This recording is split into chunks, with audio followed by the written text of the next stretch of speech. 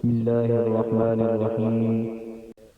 حدثنا إسحاق بن موسى الأنصاري حدثنا مالك بن أنس عن يزيد بن عبد الله بن الهاد عن محمد بن إبراهيم عن أبي سلمة عن أبي هريرة قال قال رسول الله صلى الله عليه وسلم خير يوم طلعت فيه الشمس يوم الجمعة فيه خلق آدم وفيه أدخل الجنة وفيه أهبط منها وفيه ساعة لا يوافقها عبد مسلم يصلي فيسأل الله فيها شيئا إلا أعطاه إياه.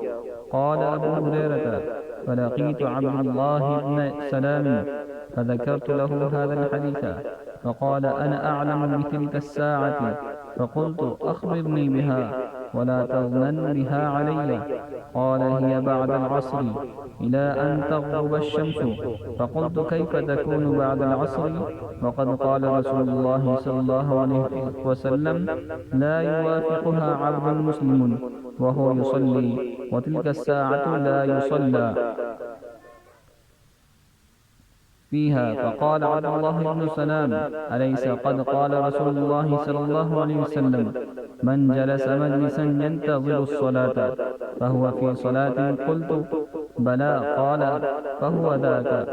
حضرت ابو ہریرہ رضی اللہ تعالی عنہ کہتے ہیں کہ رسول اللہ صلی اللہ علیہ وسلم نے فرمایا سب سے بہتر دن جس میں سورج نکلا جمعے کا دن ہے.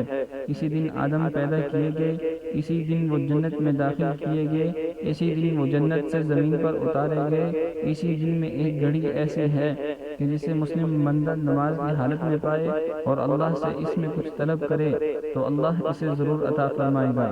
ابو ہریرہ رضی اللہ عنہ کہتے ہیں پھر میں عبداللہ بن سلام سے ملا اور ان سے اس حدیث کا ذکر کیا تو انہوں نے کہا میں یہ گھڑی اچھی طرح جانتا ہوں.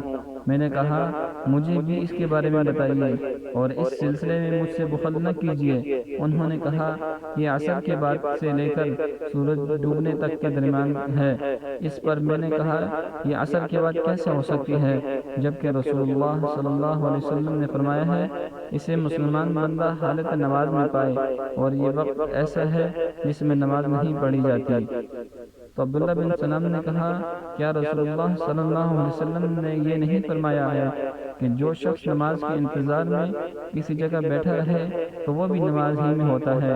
میں نے کہا کیوں نہیں, ضرور فرمایا ہے. تو انہوں نے کہا تو یہی مراد ہے.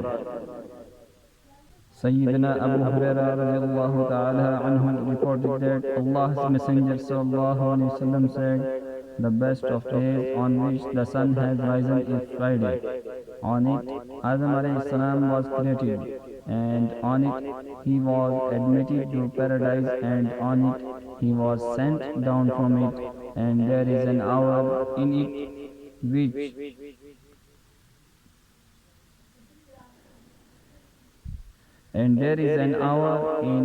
which no Muslim slave who gets it prays and asks Allah in it for something, but he will give it to him. Sayyidina Abu Hurairah radhiyallahu ta'ala anhu said, I met Abdullah ibn Salam and mentioned to him the hadith. He said, I know that hour. So I said, inform me of it and do not be miserly with me about it. He said, it is from after Asr till sunset.